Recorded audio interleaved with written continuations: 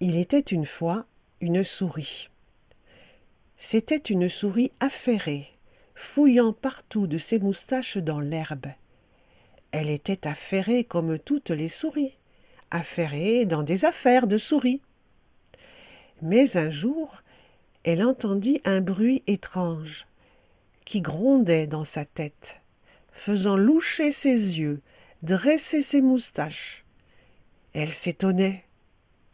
Alors elle trottina vers une copine souris et lui demanda « Entends-tu un grondement dans tes oreilles, ma sœur ?»« Non, non, répondit l'autre souris sans relever son nez du sol.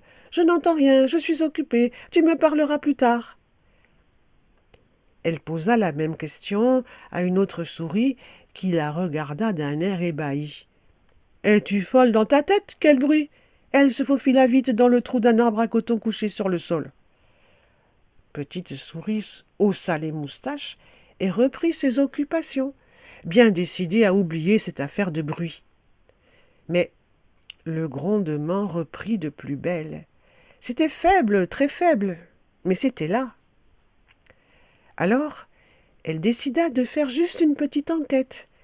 Elle se précipita, un peu à l'écart des autres souris, tendit l'oreille. Le grondement était bien là.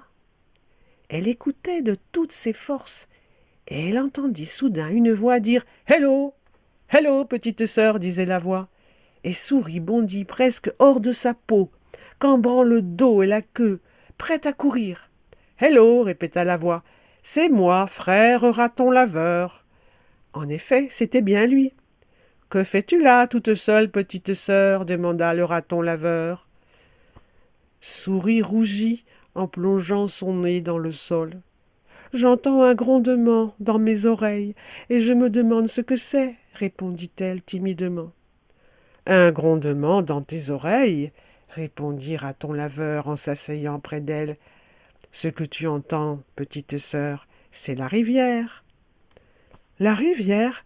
Qu'est-ce que c'est, la rivière ?» demanda-t-elle, curieuse. « Viens marcher avec moi, je te montrerai la rivière. » Petite Souris était très effrayée, mais déterminée à éclaircir une fois pour toutes cette histoire de grondement. « Je pourrai retourner à mon travail, pensait-elle, quand j'aurai réglé la chose, et peut-être que cette chose pourra m'aider dans mes collections de ramassage.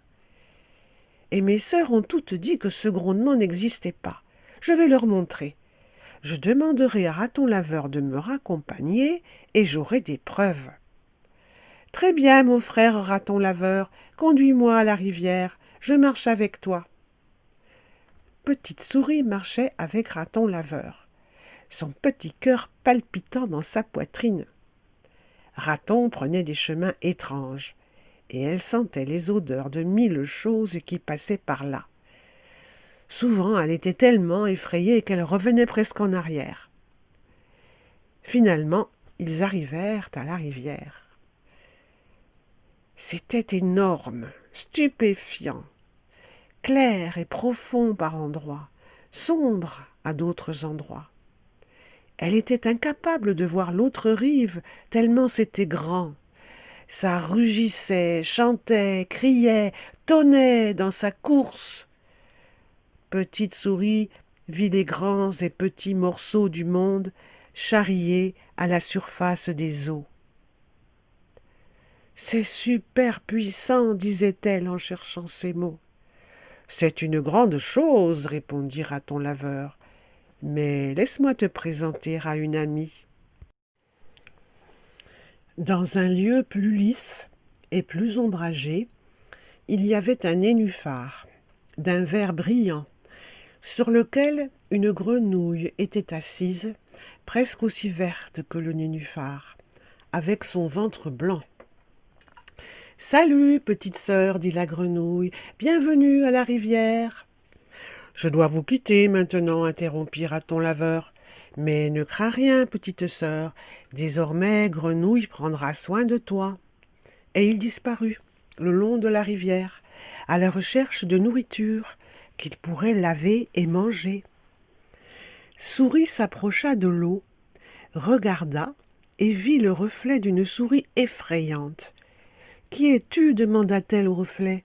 Tu n'as pas peur d'être si loin dans la grande rivière?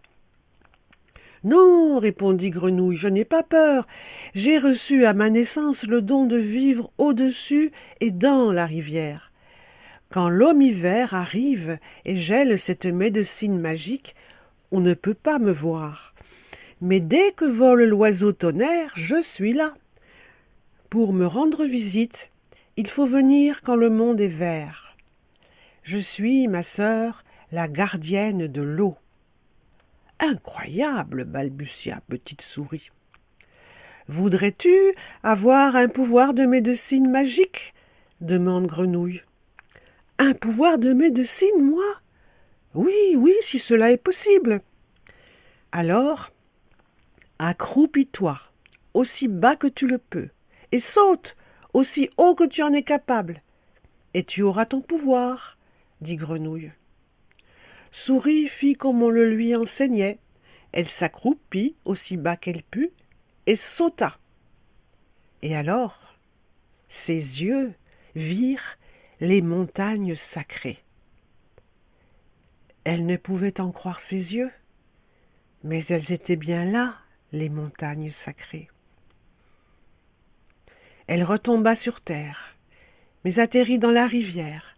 Elle s'agrippa à la rive, trempée, épouvantée, presque à en mourir. « Tu m'as trompée !» hurle Souris à Grenouille. « Attends, dit Grenouille, tu n'es pas blessée. Ne te laisse pas aveugler par ta peur et ta colère. »« Qu'as-tu vu ?»« Moi, balbutiait Souris, j'ai vu les montagnes sacrées. »« Et tu as un nouveau nom, répond Grenouille. Souris sauteuse est ce nom. »« Merci, merci, dit Souris, je veux retourner vers mon peuple. » Elle leur racontait tout ce qui vient de m'arriver. « Va, va, dit Grenouille, retourne vers ton peuple. C'est facile de le trouver. Garde le grondement de rivière à l'arrière de ta tête. Va dans le sens opposé et tu retrouveras tes sœurs souris. » Souris sauteuse revint dans le monde des souris. Mais quelle déception! Personne ne voulut l'écouter. Et comme elle était toute mouillée, sans moyen d'expliquer cela, puisque la pluie n'était pas tombée, la plupart des souris avaient peur d'elle. Elles pensaient qu'elle avait été recrachée de la bouche d'un animal qui avait tenté de la manger. Elles savaient toutes que si elle n'avait pas été nourriture pour celui qui la voulait, elle devait être un poison. Souris sauteuse reprit sa vie parmi son peuple, mais elle ne pouvait oublier sa vision des montagnes sacrées. Ce souvenir brûlait dans son esprit et dans son cœur. Un jour, elle se rendit à la frontière du monde des souris et regarda vers la grande prairie. Elle aperçut les aigles dans le ciel, une multitude de petites taches dans le ciel. C'étaient les aigles. Malgré cela, elle était déterminée à rejoindre les montagnes sacrées. Elle rassembla tout son courage et courut aussi vite qu'elle pouvait sur la grande prairie, son petit cœur pilonné d'excitation et de peur.